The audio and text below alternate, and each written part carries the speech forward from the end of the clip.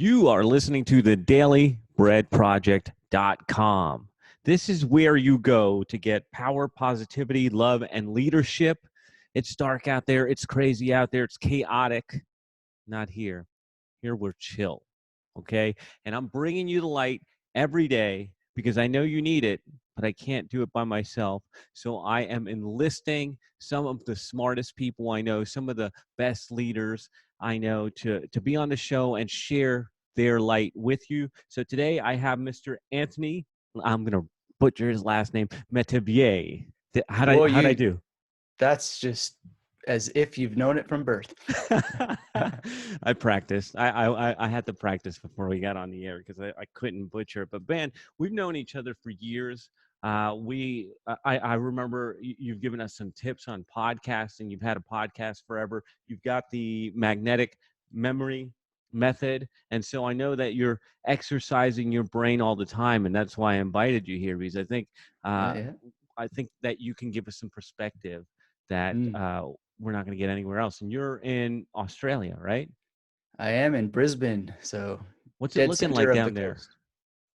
It's a ghost town outside. Uh, really strange, spooky, but it's winter and it's still paradise because winter doesn't really exist here. So Yeah. I have my old Canadian imagination just feeling great as it gets colder and just think this is not cold. For them it is, I'm sure, but you not Oh, so sure. much. My body has caught up though. I seem to start having chapped lips around this time of year, etc. No So, kidding. How long have you but been my down there? Because I remember chasing you around the globe when you were a newsletter subscriber, like China, all right, over the right. place. Yeah, it's been 3 years now. So I've actually managed to stay still for probably the longest period in my life ever. How You know, come? How did you plant these roots that haven't been pulled up yet? my wife got a PhD scholarship, so she sort of had to sit still all this time, and she has to sit still longer to crunch the numbers and present the data to the committee that will then finally knight her on either shoulder and call her doctor. All right. All right. Cool. Cool. All right, man. So let's talk about it. I think the big thing right here, and I mean, you and I haven't talked about this, but I'm pretty sure that you are at least somewhat of a student of mental toughness. And so, how are you protecting your mind from the craziness out there? Well, luckily, I'm a sort of dig your wells before you're thirsty kind of guy. So I meditate every day, and I do a particular kind of meditation that is designed to sort of dissolve the ego. So there's not as much worry. I mean, I'm certainly worried and concerned. I called in early February the TEDx that I was going to, and I said, "Are you guys canceling this? Because this looks like it's going to pop."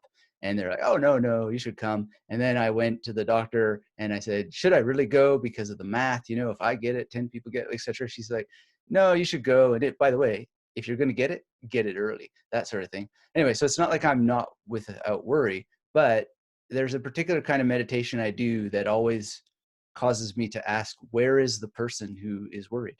And then it just sort of dissolves. And so I'm trained to do that. And that's part of a mental toughness, as you put it, or a mental resilience, is just sort of realizing that this little person inside of you who thinks that he has a name or she has a name is really just a manufactured thing.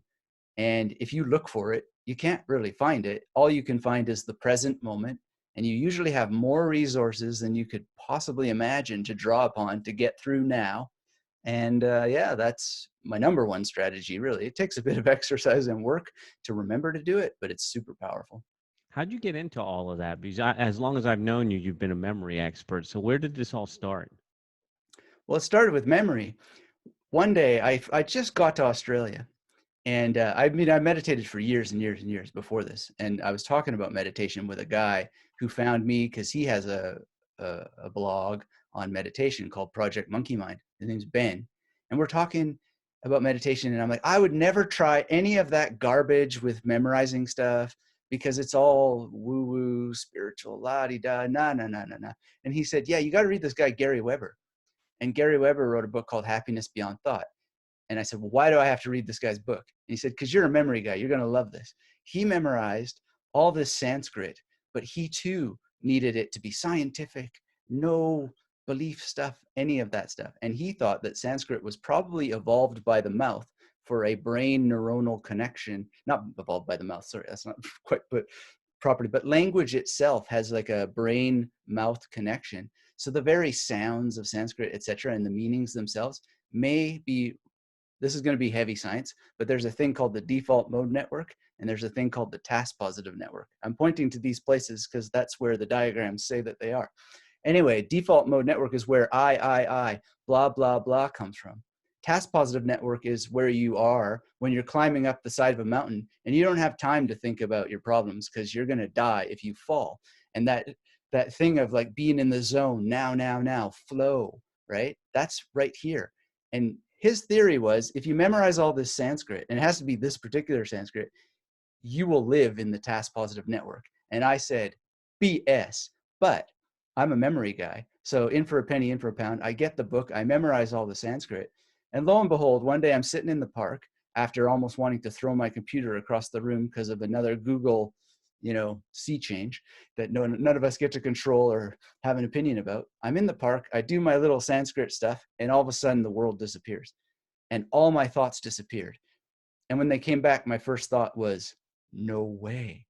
So then I started to get really serious about all this science stuff. And I kept practicing and practicing, and I would have these weird moments. And I just thought these monks and weirdos who talk about like having no identity, they're right. They don't have one, and neither do I. And I got really scared for a long time. About a year, I just was lost. I had no idea what to do. They call this the dark night of the soul, right? And so I got more training. Anyway, I wound up writing a book about it and talked about every single line of Sanskrit that I memorized for the first stage, why I think it works, why it makes sense scientifically, and why it satisfied my little man ego conditions that it shouldn't have belief necessary. Because the reality is, when it's true, you don't need to believe it. And if you don't have a little ego there running the show, who's there to demand that you should believe things anyway? Anyway, that's how I got into it. Memory. Fascinating, bro. Fascinating. So, wow, where do I want to go with this? Well, let's go into how you stay positive, right? One of the things that we like to talk about is how you stay positive here. And so you said that you use meditation. What are some other techniques? What are some other things that you're using right now to stay positive? If are you locked down over there? Yeah. Yeah. So, I Yeah. mean, you're not going crazy at the house. So how do you stay positive? Well, I can't go to the gym, so I have two of these things, and I lift some very light weights with those to keep the positive chemicals flowing, and do some squats, and I journal every day, which is really important. Gratitude journaling. I've done this when I was depressed many years ago. I learned to just write down 10 things you're grateful for. It's like the Great Depression destroyer. So I've always kept up with that. And, doing meetings like this, just keeping in contact with people, talking, and business as usual. I'm always on the internet anyway. I was trying to do some more live events to meet with real people, but now I have to What do you mean? pivot We're not real more on. people here? Come on. Well, in the world, That's your that is ego not telling you that we're in. not real. It's well, actually, you're right. You're right. I mean, everything's a screen, right? Every time you're looking through something. But I had these plans, so I just have to pivot. But keeping positive and just saying, well, I did build all this architecture, so now I just got to pivot, and having that attitude of do what it takes to, you do change, you can change, and just focus on making it change and keeping with the things that always worked. So those are What some of about the things. people? Why do you think then that people resist that change? Because I think I'm feeling the same way that you're feeling. Like, if you would have, like this morning, I did one of these. So this is the second one of the day. And I told the guy, I was on with Kevin, I'm like, I don't know. Today's the absolute best day of my life. I don't know. I get to hang out with my family. I get to be here with you. I'm like, what else is there? Like, what else is there? Mhm. Why do you think people fight tooth and nail to hold on to things the way they are? A lot of it is conditioning, and it's conditioning that has real reality to it. So we're in the countries we live in, we are in systems that are based on growth. They need growth to survive. And so we are from very young ages conditioned to show up, to work, to save, to contribute to particular economic, fiscal systems, etc. And we are punished if we don't. And those punishments are real and they create suffering. So the brain has these monitoring things that actually regulate serotonin, which is related to happiness. And if you're under threat, you have three anxieties. You have the anxiety of being preyed upon by others. You have the anxiety of what happens when you are forced or you need to prey on others in order to survive. And then you just have existential anxiety, like the plane falls from the sky, or the volcano erupts, or a virus suddenly goes crazy. So there's nothing wrong with people living in lack, living in scarcity. The whole system is designed to pressure you to act in accordance to a growth economy so that we have what we have. But that doesn't mean that you should go mentally psychotic just because of these issues. You just need to look at how these rules govern us and then pivot and operate the best that you can, knowing that times will return to quote unquote normal, as if there ever was a normal. And you just build that resilience. You learn about the world, and then you can flow with the world. So it's when you start to blame it and, oh, if only things were different and so on. I think that we could look back pre-virus and just think, wow, we had it damn good. And for a long time, since like 1952, it's been smooth sailing, you know? So yeah, that's the way I would think about it. They're programmed to suffer, basically. Crazy, crazy, crazy. So let's talk about growth. You said that we're in a society that is all about growth, but aren't you about growth? Don't you always want to get better? Don't you want to memorize more or be more at peace? Or isn't that growth? To be honest, no, I don't. I'd rather just be, unfettered by the pressure to do anything, right? Just to be, just to have things float along. But that's not reality, right? Uh, so if it were my preference, I don't know. We probably don't want to get Why into do my you write preference because I'm. books? Like, why do you write books? Why do you create courses? Why do you put out YouTube videos and podcasts then? Because if you're just chilling, it seems like those two things don't go together. So I'm fascinated by this. Well, that is how I chill, right? That was my inclination to do that. I don't know why. And I kind of can tell the story of how I was a bad kid in school and they punished me by sitting me in front of a computer. And I was one of the first people in my school to learn how to type because they thought that that's what you do to the bad kids. You put them in the room with the discs this big. Actually, they used to run the computers with cassettes. And we'll teach them how to type. We'll teach them how to program BASIC. They thought that was going to Punishment. correct me. All it did was turn me into a guy who likes typing, and just type, type, type, type, type. So that's my zone.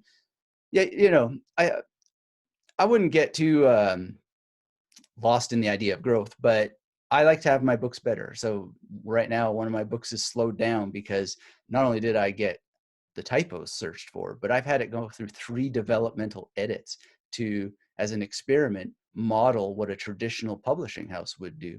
And let me tell you, this has been a huge pain. I'm not sure I will do it again, but now I got to go through all this stuff. So yeah, there is a sort of growth to it, but it's also it's like Mount Everest. I don't know why people climb Mount Everest, but there's books can be better. So I just try to make it better the next time. But I don't ultimately know why. It just sort of seems normal, natural, healthy in a way. And to not be that way is kind of what we do. That's what we do, is try to encourage people to find out how to be growth oriented in that way. So you say that, and I like this, that your chill zone, like chilling for you is creating, like all these videos, all these books, all that chills you. What is it about it? Is it that you're putting something out into the world, that you're improving it, or is there just a calling in your soul? It's that, but it's also partly solving a puzzle. And part of the puzzle is, I'm blessed to have this business and I'm blessed to have a team. I'm not the best manager in the world. I spent a couple of years just reading management books and I just still haven't cracked the code on that. But, I have these people and I just think, what is this mystery of how people are typing stuff about memory into the internet? And then if I put my opinion aside, if I put what I want to do aside, what can I do to bring my joy of writing together with this bizarre Google Analytics stuff and all that? And then I think, okay, so they're typing in this. Now, how can I satisfy myself and get Google to know that that's what people not only want, but actually what they need, and not always dumb it down the way that we're often, supposed to do in order to create the slippery slope of copywriting, but also just to have fun. Because I'm a little bit of one of those weirdos with an academic background who used to tell students, don't let the door hit you on the way out when they're not paying attention. And I kind of like to bring that attitude to my teaching on the internet as well, which has some reverse psychology benefits, etc. But I get a kick out of that, like looking at the data insofar as I actually understand it, which I have to meet with coaches and mentors to sort of guide that I actually do understand it. But then saying, okay, so people are searching memory palace examples. So let's give them some examples, but not the ones they're expecting, because all the other web pages have those. But then let's also think about Google. Anyway, it's just solving a giant puzzle. And, I don't get it right most of the time, but when I hit it enough that, I learned something and do it again. And I don't know. So it's a professor I had, his name was Christian Book. He wrote an article many, many years ago called Robopoetics. And he said that the day is coming when people will write literature more for the machines than they will for humans. And that No. always stuck in my memory. And I sort of am trying to make sure that I still always write for humans, but that I also write for machines. Some weird idea, but I got it from him. Robopoetics. That's what I do. That is fascinating, but it's true, right? You can see a keyword stuffed article that's written for the search engines and not for people. You can Oh, see that everywhere. and there's something disgusting about it, but then there's also something where you just have to take the world for what it is. And then it's like this new sandbox that nobody ever got to play with. And so if you just change your attitude, it's the old line, the way you think about things changes changes the actual stuff in the world. And so then you can play with it as if it is a sandbox and get curious. And yeah, so that's my joy, is playing around with it, this new form of literature, so to speak. That's what you're doing. That's why you're having fun. You're like cracking the code of the machine here. And it fills up your bank account when you do it. That's right. And the funny thing is that whatever that Google stuff is, or whatever the algorithms are, it is a casino. You actually can win. You actually can win at this bizarre casino of the internet. But you've got to understand the rules, and you got to try to show up to them. And it's like card counting, You're only ever going to get a 2% advantage, but damn, if you know what to do with it, you can change lives, you can fill your bank account, you can, do whatever. You write your own ticket, write your own show. Good grief, man. This is so this conversation is so much different. And this is why I invited you on, is because I just want to, I'm like, I've done so many of the same conversations. I'm like, I need something different. And this is so refreshing. Like just thinking about, I don't even know how to do that with the internet. I've never figured it out. I'm more like I cracked the code of making friends and influencing people. I can't Right, influence the right. machine. Well, that's the code I need to crack, because there's other rules of reciprocity and so forth, and I sometimes reach out to people. Hey, I've sold your thing like a zillion times. Can I be on your podcast? And somehow I haven't cracked that code, because they're like, yeah, No. oh, I don't know. So anyway, I need to learn more about your stuff, which I do actually. I was telling you, I go through the formulas and stuff that you put together for podcasting, and quite often I've got it right under my desk here. The good old days. Yeah, yeah. What was that? The podcast mogul, I think it was. Yeah, I've got Yeah. it all. So I found it really funny because this is something that we talk about on the show. You said that you you're, how can we put this nicely? A lackluster manager. And one of Right, the right. topics right now that we're hot on is leadership. Leadership, especially right now, but I'm sure yours hasn't changed. You've always been virtual, but is there anything that's changing in your leadership style or how you lead your team right now with the way things are going? Yeah, I did reach out to everybody and say, look, these are unusual times. So I came up with one of these cute little acronyms that memory guys love, which is CARE. So communication always reaches excellence. And so, just keep in touch more than usual. And let's make sure that, if if anything goes AWOL, that you make sure you're in touch. And if I can help in any way, let me know what that is. And we sort of have been keeping more in touch, which has been very, very useful. And everyone was grateful for that. And just that acronym to remember that communication always reaches excellence, which, should have had that in play a long time ago. But yeah, that's one thing we're doing. And the other thing too is we just pivoted some of our content. So we did something on how to remember not to touch your face, for example. And I saw that, the team had a lot of fun with that I was jumping on that because it let them do some stuff that, is also on their minds. So instead of business as usual, they're able to express a little bit of that anxiety and stuff by just calling a spade in their own work. So that's been Yeah, good. and put some creativity in it, because the two can't. We had a guest on that said you can't create in fear, and so you taking it and making it a little bit fun allows them to create. So I love that idea. What about with your clients, with the people that follow you? I mean, you have tons of YouTube followers. You have an email list. You're a direct response guy. Like, what's going on there? Anything different with your leadership or how you're showing up for these people now? Yeah, I'm doing a promotion right now, which is about, do you know your emergency numbers?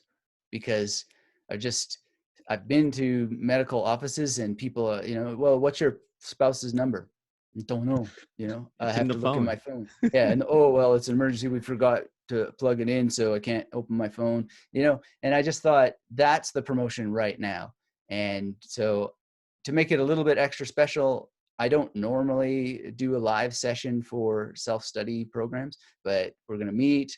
Nobody's got anything to do, so we'll actually go through the core components together, and I'll probably memorize some numbers and whatnot to show them just how easy it is. But yeah, I'm doing stuff in that sense of promoting and making it a bit more fun, a bit more high touch than usual, and just calling a spade a spade.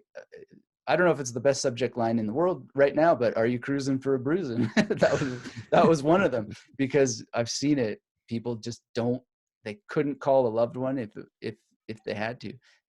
If anything, if imagine you're too sick even to remember names or something to search in your phone in the first place.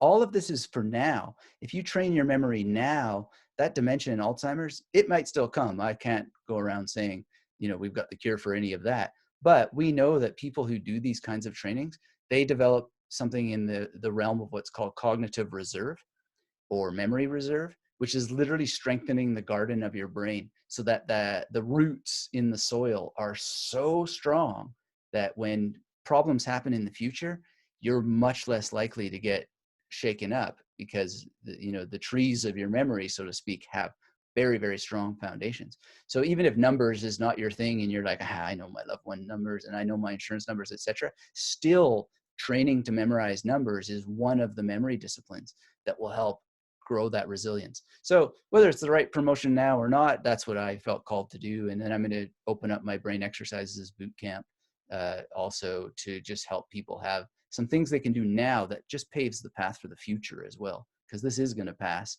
and it's just a wake-up call to be ready so you're not stressed out the next time the fit hits the shan, as they say. Come on, Anthony. How do you know this is going to pass? This is our world now. Well, I don't know, you're right, but there's every reason to believe that whatever happens, we're going to show up to it. And if this is it, if this is the dinosaur time for us, then, let's still show up in case that it isn't, because we don't know that it isn't either. I There was love a that, funny bro. cartoon. I don't know, you've probably seen this cartoon where the archaeologists are digging up. I just saw it the other day. They're digging up a hole. There's a Tyrannosaurus Rex in there, and he's clutching the Bible. and the anthropologist says, "Oh, how are we going to explain this one?" Nice. Oh man, we're coming up on the end of the show, and I want to ask you, this is what I always do. Um, what are you excited about? What are big opportunities that you see ahead? Well, I'm excited about the explosion and the renaissance in memory techniques. You'd think with all the computer stuff that people no longer need to remember anything, but actually what we've seen is an acceleration of needing to use our memory because of more information coming in at a greater speed. And so there's a wonderful revival of what are ancient memory techniques that help people. They help them then during times of plague, and they help them memorize books forwards and backwards. And part of the reason why we survived those plagues is because those doctors, they knew how to memorize the herbs, the medicines, etc., that got them through it back then. So one of the things I'm excited about is a student of mine came. He's a medical professional, and he said, we've got to do something. So we're putting together something just for medical people, and we're going to talk about memorizing, carbamazepine this and whatever. He's got all the chemical stuff because he's the doctor, but I'm going to just help, and we're going to reach out, and we're going to do something for doctors, because that's what this is why we still have these memory techniques. I'll show you this book here on the shadows of the ideas. This is what people read in the 16th century to be able to do what I do. And they focused a lot on medicine and being able to know this plant is what's going to help us survive, and don't eat that one. And they needed it in their head because they didn't have time for the books or the database or any of that stuff that we see when we visit the doctors today. So we're going to focus on that, and I'm really excited about it. You got me excited, and I think I have a couple people that I'm going to need to introduce you to that work with lots of doctors, which I think this would be super helpful for and well received. So I'm going to That'd be keep that great. in mind. The other thing, since you talked about, well, I mean, we've talked about it the whole time. We've talked about memory the entire episode, and it's the magnetic memory method. What I want to know from you, Anthony, is 5 years from now, what do you want to be remembered for in this time? Wow, that's a hard question. I think I would want to be remembered as the one who played it straight, who made sure that if students weren't behaving, they knew where the door was and that it wasn't going to hit them on the way out. Because this is what we've lost a lot on the internet. It's like, oh, it's okay if you don't want to do it the way the trainer says. You can modify it for yourself. I don't want to be remembered as that guy. I want to be remembered as the guy who said, no, this is the way they did it 1,000 years ago. The brain hasn't changed that much. This is the way we're going to do it now. And if it's not for you, come back when it is. And that's, I think, maybe not a good selling point, but it's the truth, and I'm sticking with it. And I've been doing it for 8 years full time, and I'm happy with it, and it I love makes it, me feel brother. good. Anthony, thank you for helping me bring the light. This is the dailybreadproject.com. I appreciate everyone who has tuned in either through the video or through the podcast. Make sure to share this out to people who need the light. And remember to look up Anthony. Magnetic Memory Method. You'll find him, or you can try to find his name, but I'd have to spell it for you. I'm gonna try to say it one more time. Anthony Metivier. Oh, It's good. I've noticed that people, they just put in Anthony and memory, and I tend to come up, so that lightens the load a bit. boom, Anthony and memory. Thanks again, brother. I appreciate you. Yeah, thanks for having me. Ciao.